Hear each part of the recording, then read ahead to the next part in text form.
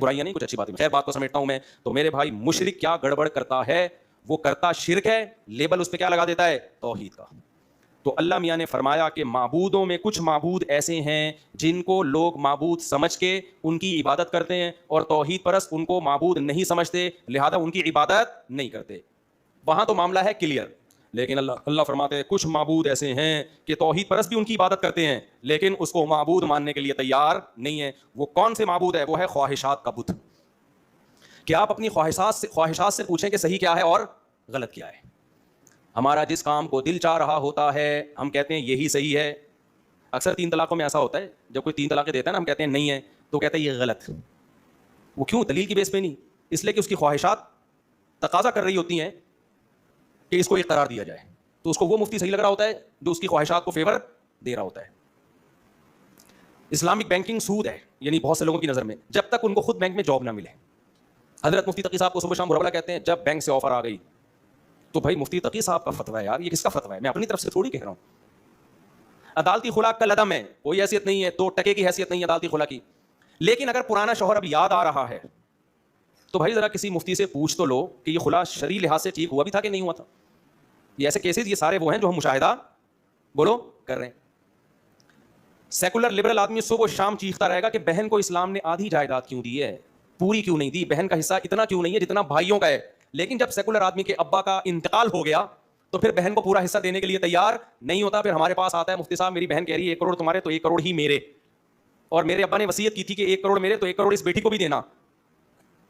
تو وہ بہن مطالبہ کر رہی ہے بھائی سے نا کہ ابا نے لکھ کے دیا اس ٹائم پیپر پہ کہ دیکھو تمہارے 1 کروڑ تو 1 کروڑ اس کے بھی ہیں. تو آئے گا مفتی صاحب ابا کی یہ وصیت شرعن عین پہ پورا نا عین نکالتے ہیں پھر اندر سے, شرعن وعقلاً نافذ ہوگی کہ نہیں ہوگی.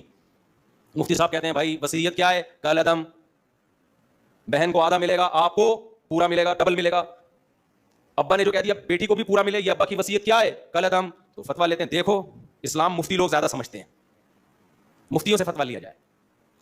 تو یہ مارکیٹ میں کیا ہو رہا ہے اب یوٹیوب کی ارننگ کے پیج میں بتایا نا جائز ہے, تو لوگ کہتے ہیں دیکھو اپنے چینل کو حلال کرنے کے لیے جائز ہے. حالانکہ میں بار بار کہتا ہوں ہم نے جب اس پہ جواز کا فتویٰ دیا تھا ہمارا کوئی چینل سرے سے تھا ہی نہیں, نہ بنانے کا ارادہ تھا.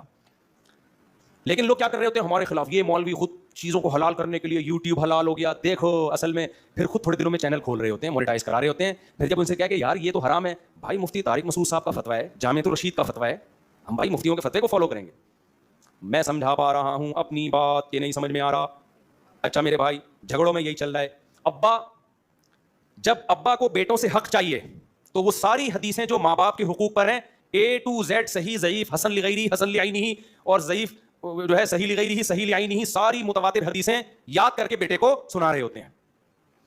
سمجھ میں آ رہی بات کہ نہیں آ رہی کہ اسلام میں باپ کا یہ حق ہے, یہ حق ہے, یہ حق ہے.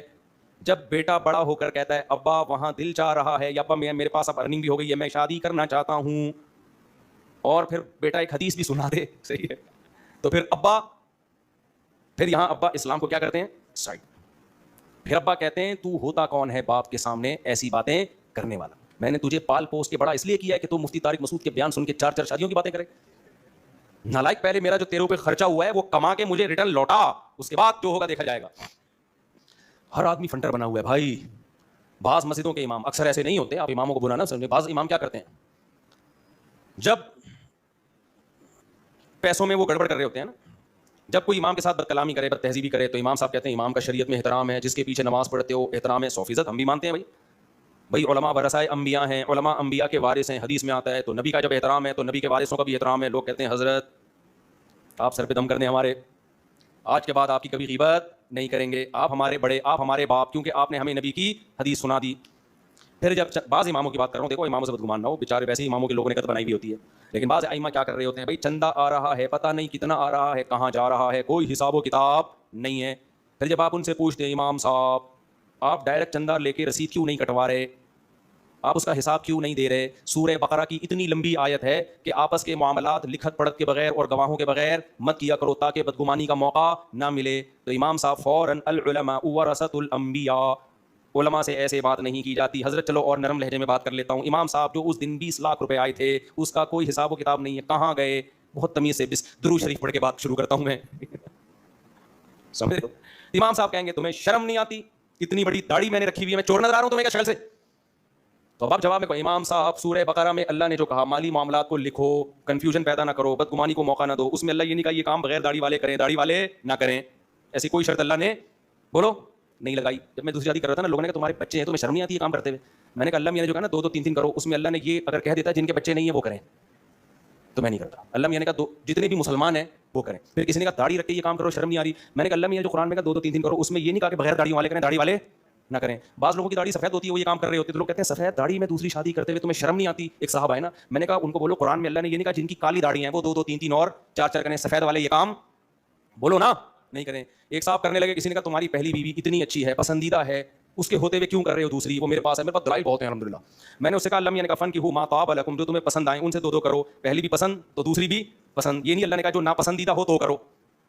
نہیں آ رہی میرا خیال ہے بات؟ تو بھائی اللہ نے جو کہا ہے نا ویسے کر لو، ٹھیک ہے؟ ہمت نہیں ہے تو مت کرو، اللہ کے قانون کو چینج کرنے کی کوشش مت کرو. تو اب امام صاحب سے آپ نے پوچھا امام صاحب آپ یہ جو گڑبڑ کر رہے ہیں چندوں میں پتہ ہی نہیں چل رہا، تو امام صاحب فوراً علماء عین نکالیں گے پورا نا سب امام نہیں، بعض اکثر تو الحمدللہ ٹھیک ہی چل رہے ہیں، اس شعبے میں خیر غالب ہے، تو عین نکالیں گے اندر سے علماء کے بارے میں. شرعن یہ جائز نہیں ہے طریقہ، شرعن بات کرنے کا یہ طریقہ ٹھیک، عین بڑا ٹائٹ نکلتا ہے پھر ایسے موقع پہ، ایک ہاں بہت خاندانی نکلتا ہے اور ایک عین بہت خاندانی نکلتا ہے.